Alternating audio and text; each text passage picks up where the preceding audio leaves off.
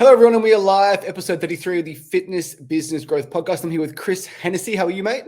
Good, thanks, Jamie. Thanks for having me on.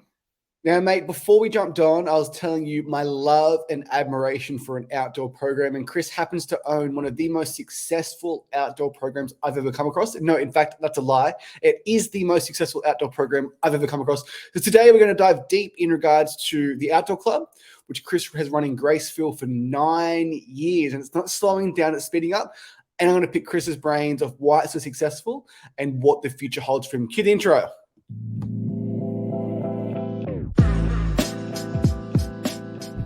Welcome to the Fitness Business Growth Podcast, a podcast run by gym owners for gym owners. My name is Mitch, and along with Jamie, we are your hosts, and we will be discussing all the important things that you need to run a successful fitness business.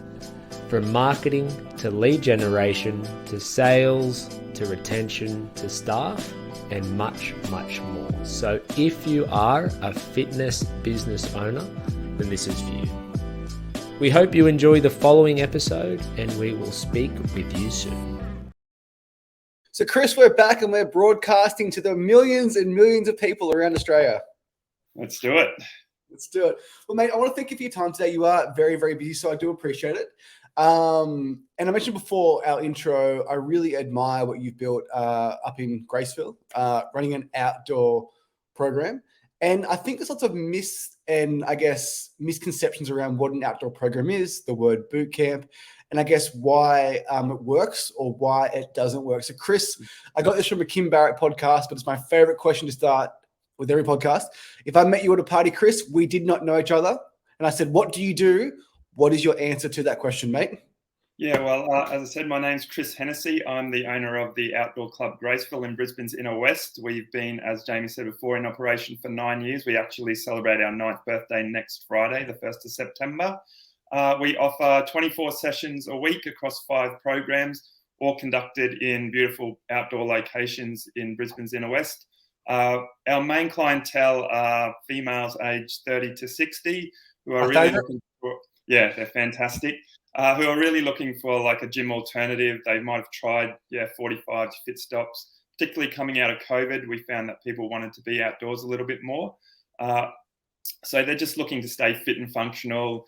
And there is a big social element to what we do. So they're just really looking to enjoy their exercise and be outside, I guess.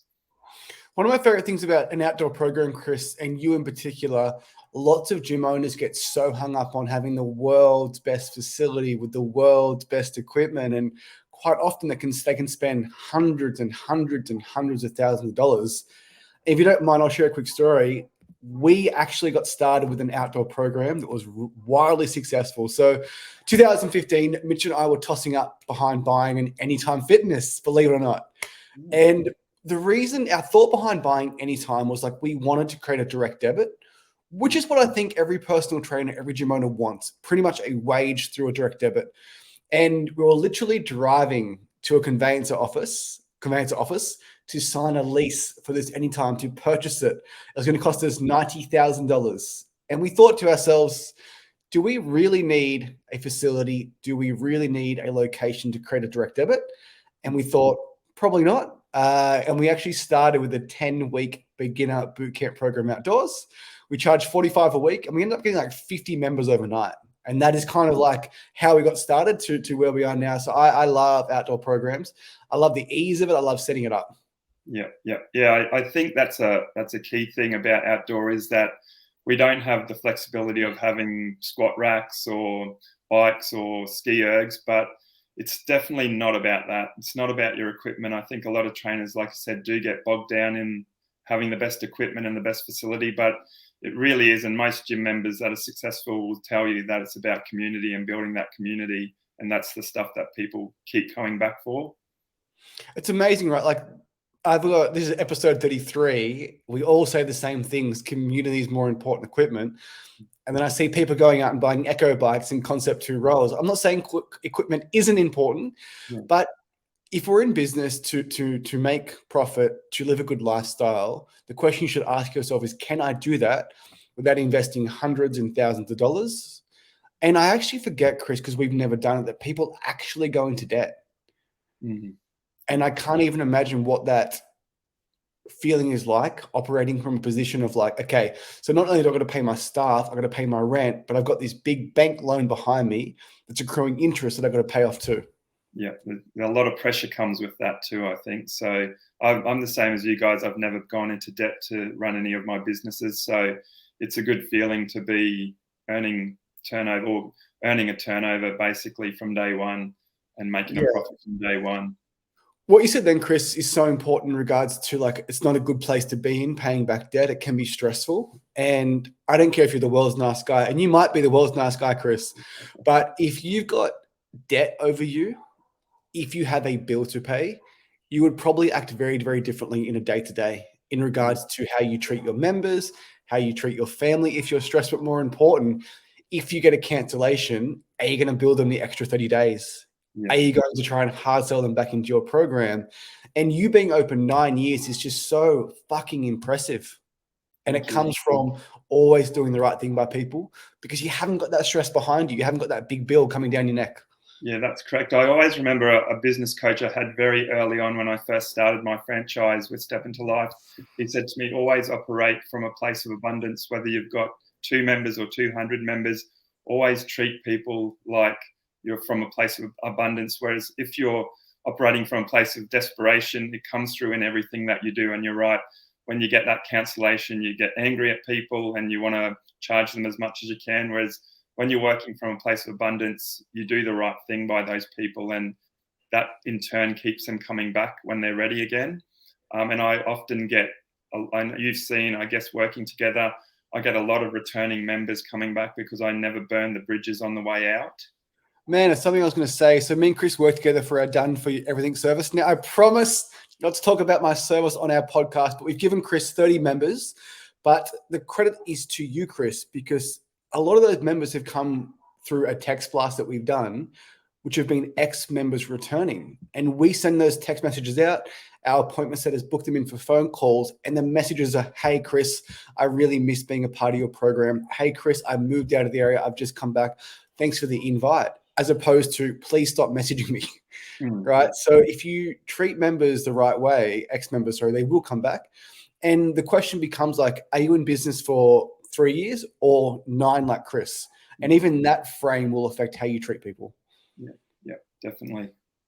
So, mate, before the Outdoor Club, I would love to learn more about Step Into Your Life, your experience with that franchise, good or bad, and what led you to there, what led you to leaving, and what led you to the Outdoor Club. So first thing, Chris, what is Step Into Life? Step Into Life was a very similar model to what we run at the Outdoor Club. It was a national franchise. At one point, they had close to 200 franchises Australia-wide. 200? Far out. Yeah, I think when I signed up, they had about 156. So they were doing really, really well. It was the biggest provider of outdoor training in Australia, and they had also expanded into New Zealand. So it was fantastic. It was a really great model. I have a teaching background in PE teaching, so I came from that background. And when I wanted to transition from being a teacher to becoming a PT full-time, I sort of stumbled across Step Into Life just through coincidence. A client that I had moved to South Australia and was training with them. And I looked at it and everything seemed to work out. The outlay was fairly low. The setup cost and all that was very low. So it seemed Chris, like a very... Do you mind talking numbers? Like what was the setup? So it was $40,000 to buy in to get a location, and that was with equipment and a lot of marketing up front. So it's a fairly low barrier to entry. I mean, the good thing and the bad thing about outdoor training is it's a low barrier to entry, and either way, whether you buy into a franchise or not.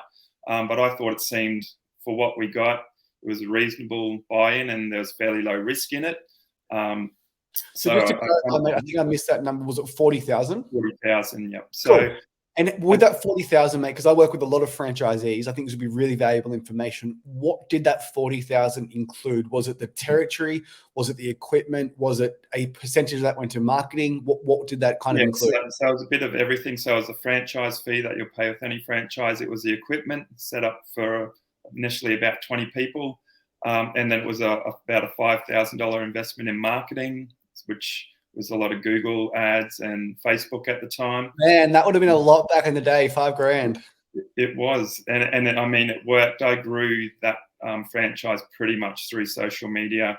And it was one of the fastest growing franchises in the history of Step Into Life. We got to 100 members in about, I think, the first 12 months, which was pretty good by then. And I had just perfect linear growth. Everything happened exactly how the franchise said it would happen. And I knew that franchising would suit me because I'm very good at just following a system. And I believe that if you buy into a system that's successful, if you follow it, you're also going to be successful. So yeah, it worked out really, really well for me. So just to expand on that before, if anyone's listening that is unaware of what franchising is or what franchises are. So typically, for example, and I'm not saying they're good or bad, but if you buy into one of the bigger ones, F45, BFT, Fit, Stop, Strong, there's typically a setup fee of between 50 and 60,000. And what that's actually buying is the territory, right? So for example, if I was to open up a BFT in Cameron Park in Newcastle, where I live, I'd be the only person able to open a BFT in Cameron Park. But that's all it buys you. It doesn't buy you the equipment. It doesn't pay for your fit out, which is where I think the Step Into Life model is so amazing, because it was 40K for the equipment, for the territory, the marketing, and the systems. Incredible. Yeah, no, it was a really good deal, and they were, as I said, thriving at the time. And unfortunately, over the period I was with them, they slowly declined. I think that was mainly just because, well, there's a couple of reasons, but mainly because I think it just needed to be reinvented a little bit, and some money just needed to be invested, particularly in marketing. And since moving from Step Into Life and rebranding to the Outdoor Club, marketing has been where I've spent the majority of the money, and it's had the best return. And I've doubled the size of my franchise since leaving, or doubled the size of my location since leaving Step Into Life. So one thing I find, Chris, with outdoor trainers particularly, is they run their business like a hobby. It's the classic $10 per session. And I would argue that if you have a program where you're charging $10 per session, it's the middle of winter, Sally hasn't got $10 on her. Sally has to go via the ATM to get her $10 to then give it to you. Sally isn't going to come, or Sally will say, I'll pay you later, Chris. And then you're the bad guy following her up. So if you run an outdoor program, have a direct debit, treat it like a gym. It is a massive, massive advantage. You have the direct debit without the cost of owning a gym. Yeah, and that, I guess, like I mentioned before, it's the good bit and the bad bit about the low barrier to entry is that in the 9 years I've been in operation, I've seen literally hundreds of people, PTs, come and go and try to set up the same thing in the same park, right next to me, basically. And within less than a year, they're gone, so. Yeah. And it's simply because they don't run it like a business. They do cash, they do session packs. Think about this, you can rent a park from the council, you can rent a community hall. So, mate, what we did for a long time is we rented community halls. So we had one of our locations at Walls End, got it to 258 members in 2018. And our rent was like $200 a week. And we had like 20 kettlebells. Yeah. Right. So that's how we made a lot of our money, was having these ridiculously cheap rents, having next to no equipment. And when we'd open a location, Chris, our only expense was the marketing. And then we could just outspend everyone. Yeah. Yeah. I can't imagine, once again, not saying franchising is bad, but I can't imagine spending $250 on a fit out, the territory, the systems, having 0 members, and then needing to spend $5,000 more. I think it would start you in a place of scarcity unless you've got a big bankroll. Yeah, definitely. So in regards to Step Into Life, you mentioned are they no longer around? Is that correct? No, they folded just coming into COVID in March 2020. And in your opinion, mate, you mentioned reinventing the wheel. If you're and you have experience to talk on this because you've doubled it since leaving, what were they doing that you could have improved, and what would have you changed?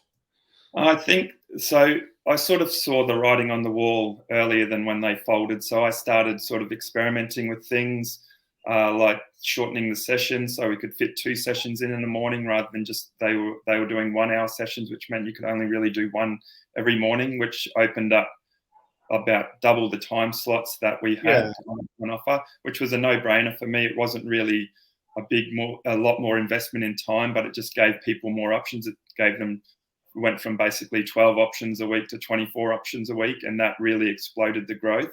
And at the end of the day, Sally only needs 45 minutes. Yeah, that's right. And it was, I mean, it was a little bit of a sell to the current members to say we're dropping from an hour to 45, but if you can justify why you're doing it, there was a lot of time wasting in those hour sessions, so we just compacted them, made them more full of exercise and less breaks. And we haven't really looked back since doing that.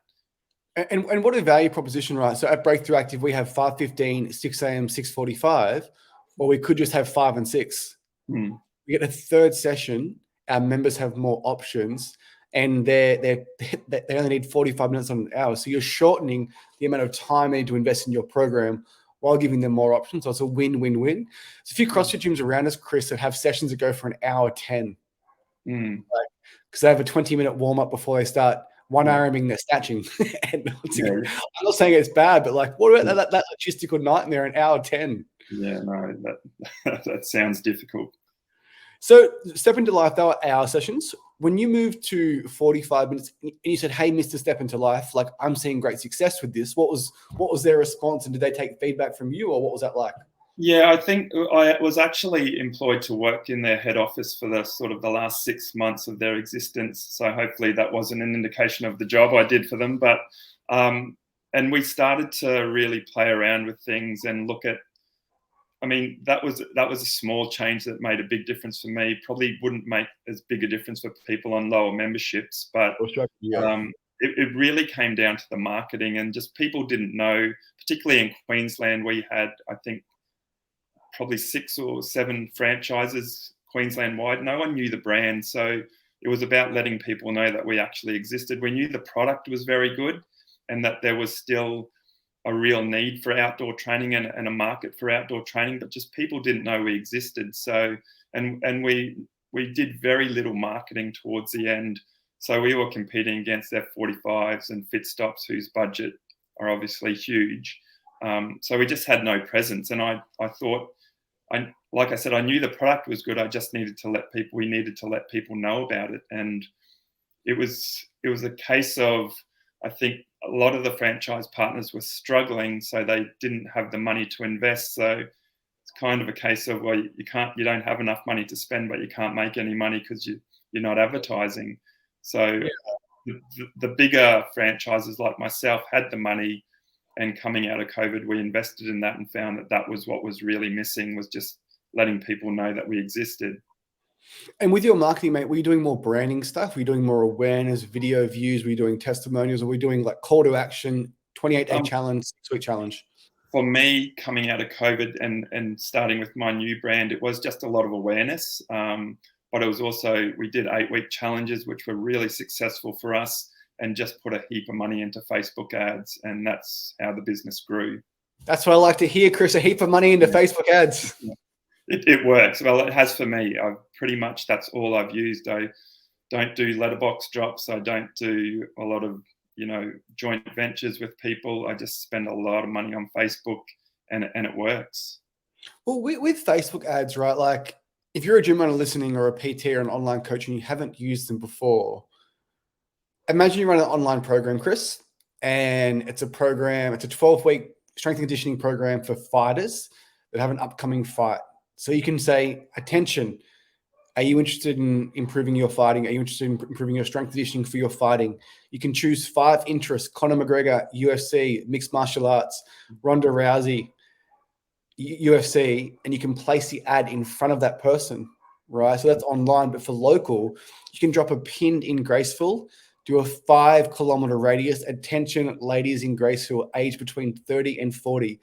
Are you interested in training outdoors because you're not a big fan of the gym? Like, still today, I'm blown away by how easy Facebook has made it for us to put our ad in front of the right person. Yeah. And like when I see people, I'm not saying advertising on buses don't work or letterbox drops don't work, but like if someone's driving to work and they see your big face on a bus, even if they inquire a month later, if you don't survey them, like how do you know where they came from? Yeah. If you're running radio ads, like I haven't listened to the radio for like 10 years. Yeah. So like, I guess like it's almost too simple. It's almost too good to be true.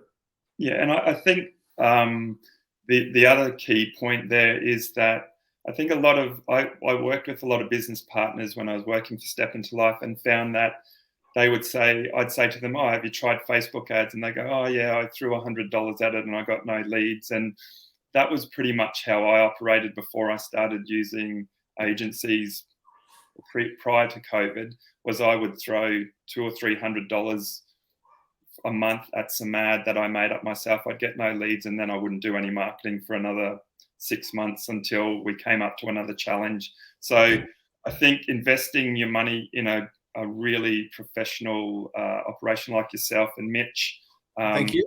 is really worth it, because doing it yourself, even if you have a slight knowledge, like I think it's just a waste of money and a lot of a waste of your time as well. It's an interesting thing when gym owners say Facebook ads don't work. Like that is just not factually true. No. Like they haven't worked for what you've done. And one of the best examples I can give you, Chris, is we actually bought our Adamstown gym. We bought it in 2019. And when we were going through the sale, I said, hey, Mr. Owner, have you done much Facebook advertising before? He goes, yep, Jamie, I've spent heaps of money on ads. They just don't work. Yeah. And then when we actually purchased the gym, we had access to his ad account and he spent $75 in a 3-year period. And the ad was, hey, we accept fitness passport. So 3 years, $75, shit offer, Facebook ads don't work. When that, I'm not sure what that is, Chris, whether it's a belief around money, whether they felt like they're gambling, but I know plenty of gym owners would throw $100 in the pokies. Yeah. Right. So yeah, I think it's just a case of that they think they've tried and they've thrown some money at it and nothing's happened. So they just write it off as, well, it doesn't work. And I've probably been guilty of that in the past, but I've seen the power of a good agency working for you and good ad spend. And you have to be willing to throw some money at it and sort of take the plunge. But for me, it's really what's grown my business over the last sort of 3 years or so. Well, Mitch and I call it the money button, where like once you've got it dialed in and you know you can get a cost per lead, cost per call, cost per booking, cost per sale. If you spend $100 on Facebook, you will get a new client. If your new client stays for 12 months, that's worth $2,500 to 25 to 1 ROAS. Like you would make that bet every single time. And it's a really great saying, Chris. I got it from Rudy Meyer. He's a marketer in America. And it's like you either get customers or you're getting data. And that data is so important because maybe you place 10 ads, maybe 8 of them bomb, but the last 2 make you so much more money than the first 8 that bombed. And every single area is different. Every single location is different. It's a matter of, well, what type of Facebook ads work in your area? And we're working with an agency comes in handy. We've got a pretty good success rate of we don't need to fail 8 times before we find the first 2 winners because we've got the data in the background, right? Yeah. So it's really interesting, Chris, that like you put a lot of your success down to, obviously you run a great business, great program, but how you find customers has been predominantly through Facebook ads. Yeah. Pretty much that's, like I said, that's all we've really built the business on over the 9 years. I was speaking to an online coach the other day that we coach with. They did $100,000 last month. Super impressive. 3 young people, legends. And they had the concern, well, Jamie, we need to diversify our platform. We need to go to Instagram, we need to go to TikTok, we need to go to Google in case Facebook shuts down. Now, while I've heard that before, and while I somewhat agree with you can't rely on all of your traffic from one source, let's say Facebook ads do shut down, the money's just going to go to the next platform. And then we just use that platform, right? So I don't believe in Facebook ads. I believe in a paid acquisition strategy. I think over the time that platform will change eventually. Yeah. So, mate, when you left Step Into Life, so was it that your franchise agreement expired and then you had the thought to rebrand it all. Like, how did that transition from Step Into Life to the Outdoor Club?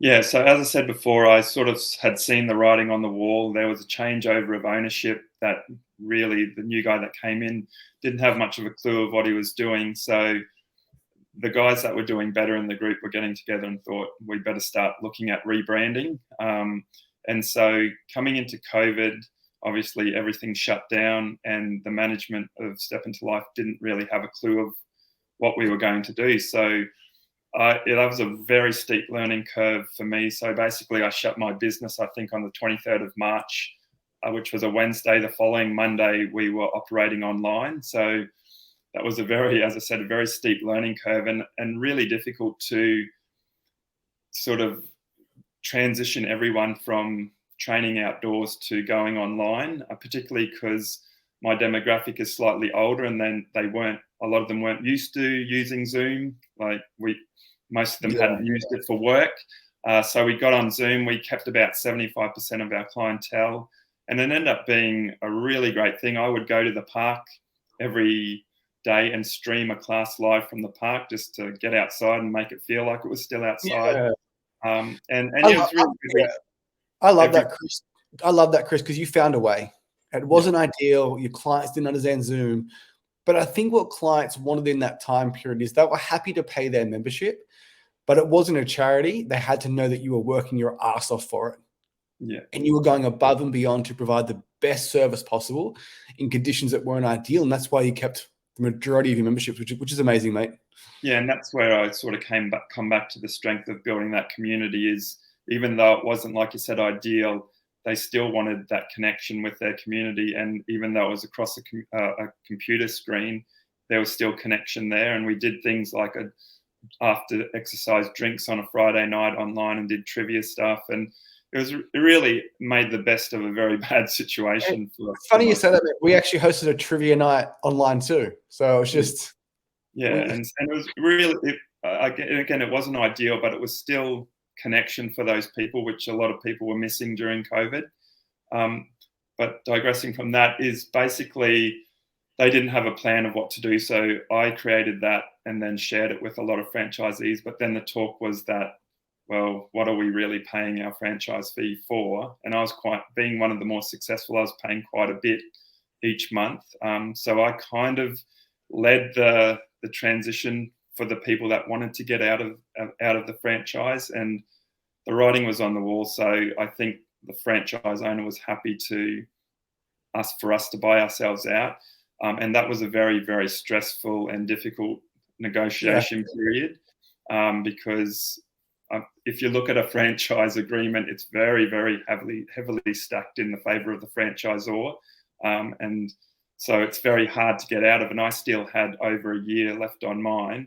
So I negotiated very, very hard with the owner to get everyone out. And that was pretty much what dissolved the company overnight. So with your franchise fee, was it a percentage of revenue or was it a monthly fee? It was a percentage of revenue and plus an IT fee and a marketing fee. Okay. And say it was $1,000 per month, just throwing that number out there. Could have been more, could have been less. In your eyes, your opinion, what did that get you in return? In the early days when we actually had good marketing and we had good business support, it got us a lot of support, and it got us, on Google and on Facebook and ads and made the brand known. But towards the end, as they sort of started to struggle a bit financially, we didn't have a marketing manager for probably the last 6 months, so there was no ads happening. So again, that was what brought up the questions about, well, what are we actually paying for? Yeah. Okay, far out. And then you transitioned from Step Into Life to the Outdoor Club Graceville. And obviously the members, you would have 100 members, they didn't give a shit what you were called. No. They didn't like the franchise, they like Chris Hennessey. Yeah, and that's what the initial panic is, I'm not going to be with that franchise anymore.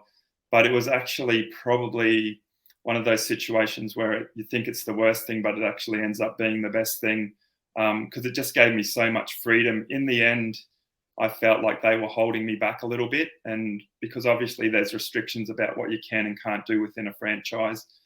So basically getting rid of them allowed me to take my business in the direction I really wanted to take it. In regards to the restrictions, I'm curious, what were some of those restrictions in that franchise, or what were things that you wanted to do that you couldn't do? Yeah, well, like I mentioned before, changing the session duration was outside of. Technically, I wasn't able to do that because I think I was so successful and I was working in head office. They allowed me to do that. But just in terms of advertising and what the structure of sessions, so they had all their sessions planned and you had to follow their session plans, which were probably quite outdated because they'd been around for 20 plus years. And just use of certain types of equipment, not that it's all about equipment, but we went from using boxing hit shields to using focus pads, and that was a big change for our boxing classes, which has become very, very popular. So something like that wouldn't have been allowed under the rules of the franchise. So to have that freedom to experiment with new things. Isn't that amazing? Just that big change from the boxing shield to the focus pads is a huge, huge issue. That's crazy. Yeah, it's crazy. But yeah, so they were the kind of things that I felt like I was being held back a little bit. So yeah, having the freedom and also it freed up a lot of money that I wasn't paying them to do my own marketing and take that in the direction I wanted to go. Yeah, of course. And that's the thing, like if you're not getting, that's just really, really interesting, your experience with the franchise, how it started off really great. And then towards the end, once it started to go poorly, then the support wasn't there. And that just snowballed into it dissolving overnight. And I guess that's the big risk you take with any franchise, is that it's so dependent on the person at the top. We had a fantastic owner who was a founder for 20 years. And then within basically 18 months, the new owner took it from, 100 plus franchises to dissolved. Yeah. One thing that kind of bothers me, mate, and this might upset some franchisors if they hear it, but I have to say it because it bothers me, is people are still buying franchises through the big competitors out there. We all know who they are. And they're being promised 300, 350, 400 members. And I am not sure that is possible in a post-COVID world. I'm not sure that is possible with there being more competition than ever before. And what really bothers me, is there's certain franchises that pop up overnight. They haven't been open for more than 12 months. As we know, Chris, it's the most exciting time to own a fitness business. It's the easiest time to own. They don't know what year 2, 3, 4, and 5 looks like, but they sell a 5-year agreement. And that's crazy. Like that is like, and like, I don't even blame the franchisor. I blame the franchisee for not asking the right questions. Like, what is the average profit? Month 60. Yeah. Like, how many studios in their 5th year are still profitable? In that 5th year in the studio, is the owner running all the sessions, or have they outsourced it? How many studio owners have multiple locations? Just, I think the education around the questions to ask a franchise or before buying in just needs to increase. Yeah, and I think that's a really good point about business duration, is that the first year is exciting. It's new, everyone's coming in. But from working with lots of business partners, I think that 3rd, 4th, 5th year, when things start to get a little bit difficult, when the excitement and energy from the opening year isn't there anymore and people start to sort of drop off, it's really what the business owner does then that really determines whether they move forward successfully. And for me, in an outdoor setting, what I love about it is if I decided tomorrow I didn't want to run this business anymore, I can pretty much just walk out of it. Obviously, I wouldn't, but if you're in a 5-year lease and you're halfway through, you can't make that decision. So you spend the next 2.5 years really slogging it out.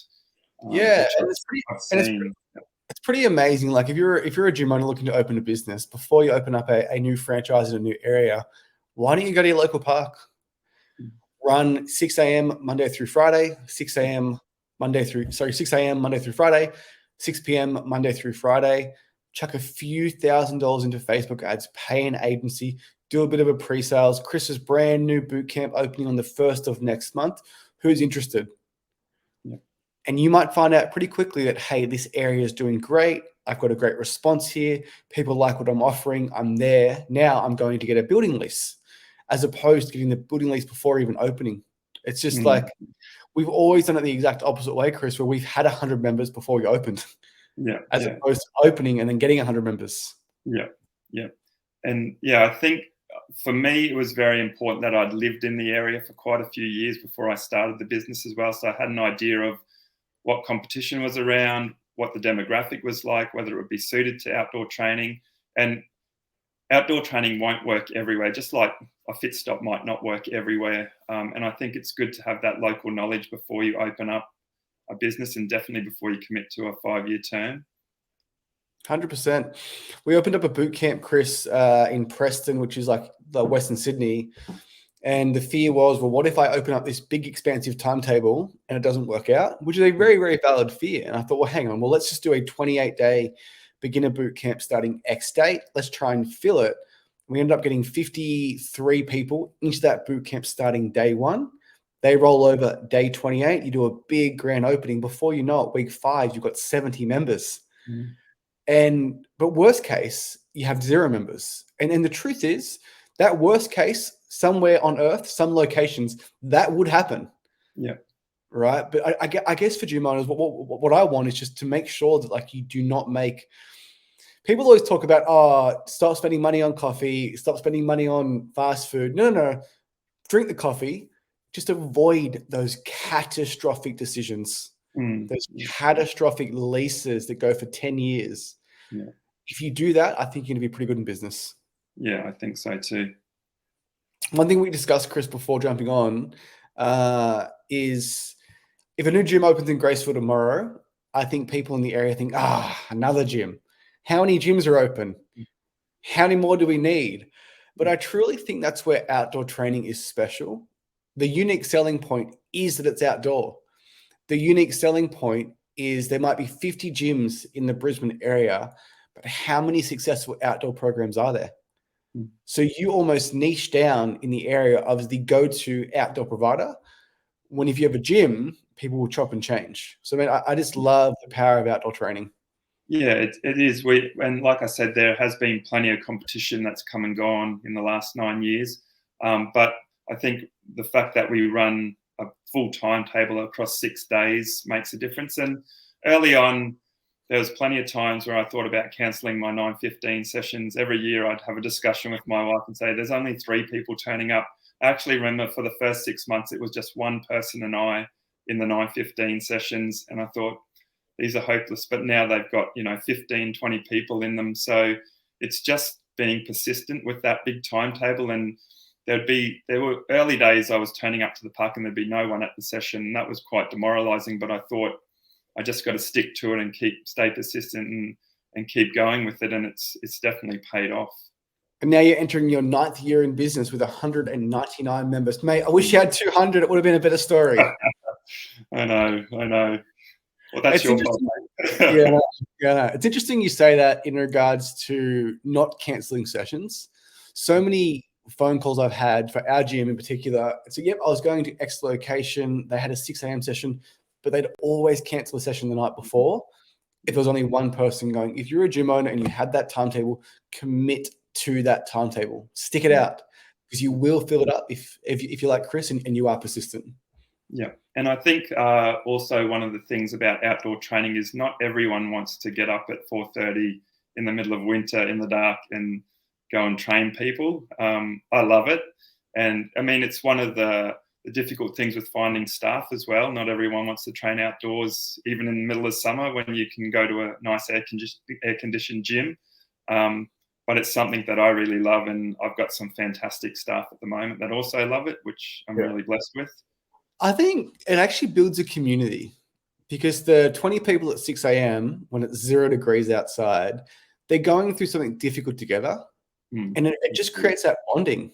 Yeah. And I mean, our 5:30 sessions across the year don't change really. Actually, they've been massive in the middle of winter. We had 40 people there yesterday at 5:30 in the cold. And I mean, it's Queensland cold, but it's still cold.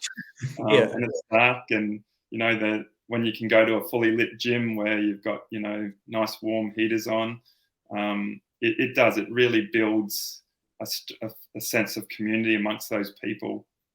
100%. And I think going back to like training outdoors with people compared to the nice facility that's air conditioned, a lot of gym owners make decisions based on what they would do.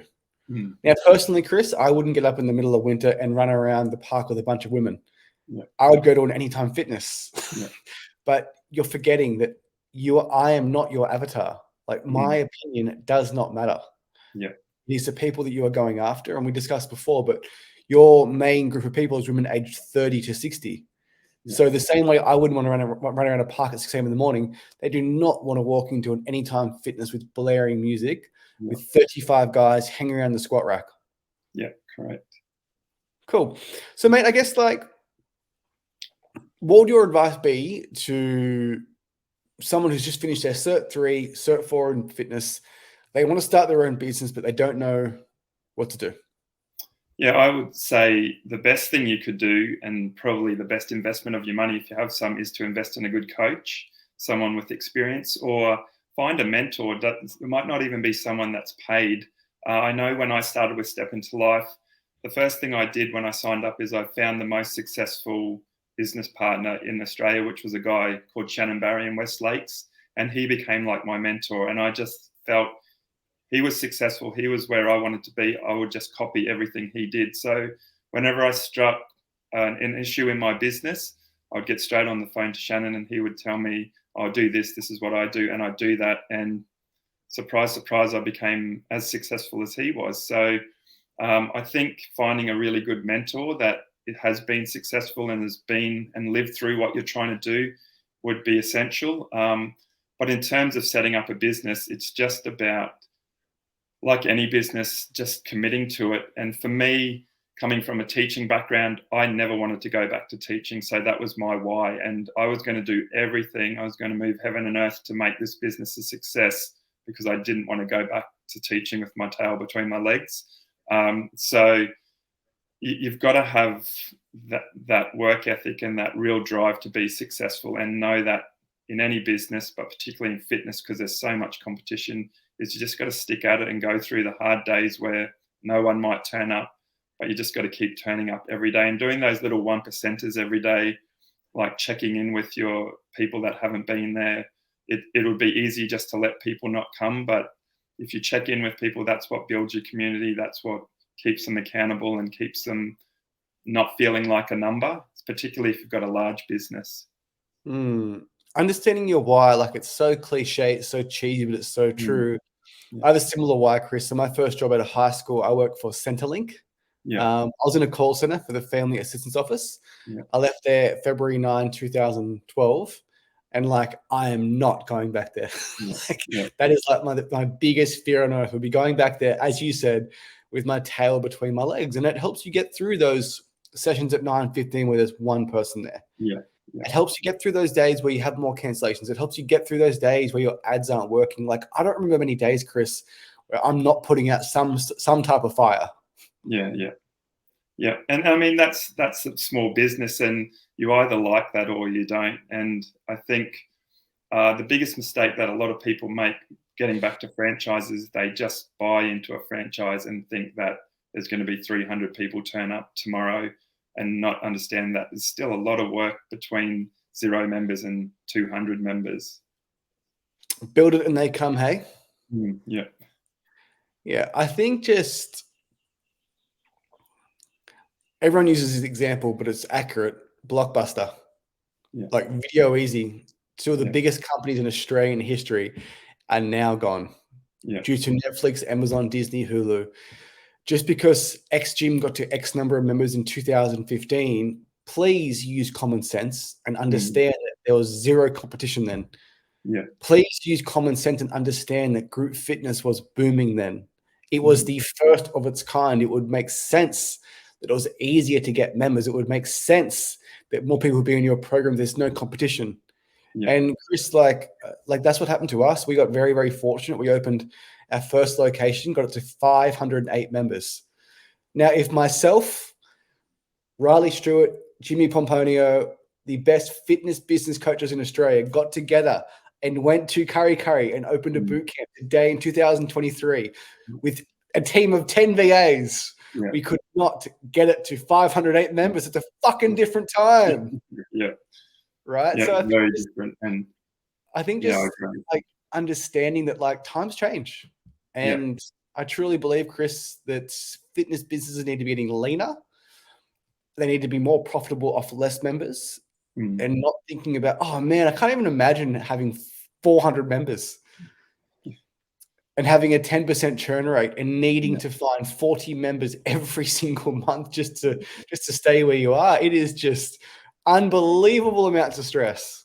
Yeah, I completely agree, which is why I've stayed outdoors. Is I've gone down the path of looking at a bricks and mortar quite a few times, even looking at several different franchises. But when you look at the overheads and the amount of members that you need just to break even, it's kind of scary. Yeah, of course. Well, Chris, I want to thank you so much for being on today. As I mentioned, I've never met a person with an outdoor program that has lasted for 9 years, and in its 9th year has 199 members. It's a real credit to you as a human being, as a business owner, and just having an amazing outdoor program. And thanks very much. I'll leave it with this, guys. Chris is a very, very humble man. If you do 20% of what Chris has done and you have 40 members, those 40 members pay you $50 a week. It's $2,000 a week. If your rent in the park is $200, that's a nice business. Yeah.